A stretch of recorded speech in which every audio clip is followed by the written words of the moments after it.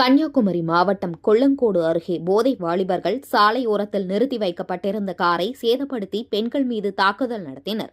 கன்னியாகுமரி மாவட்டம் கொல்லக்கோடு பகுதியைச் சேர்ந்தவர் லலிதா, 56. இவருடைய மகள் ஓணம் கொண்டாட்டத்திற்காக தாயார் வீட்டிற்கு தனது கணவருடன் வந்துள்ளார்.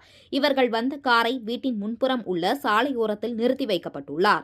இந்த நிலையில் அந்த பகுதிக்கு போதையில் வந்த 3 இளைஞர்கள் சாலையில் நிறுத்தி வைக்கப்பட்டிருந்த காரின் முன்பக்கத்தில் கையால் இடித்து சேதப்படுத்திவிட்டு லலிதாவின் வீட்டிற்குள் அத்துமீறி நுழைந்து லலிதாவை தாக்கிவிட்டு அவரது வீட்டின் ஜன்னல் கண்ணாடிகளை அடித்து உடைத்து உள்ளனர். இதனை கண்டு அதிர்ச்சியடைந்த லலிதாவின் மகள் மற்றும் மருமகன் ஓடிவர அவர்களையும் போதை வாலிபர்கள் தாக்கிவிட்டு தப்பிச் சென்றனர்.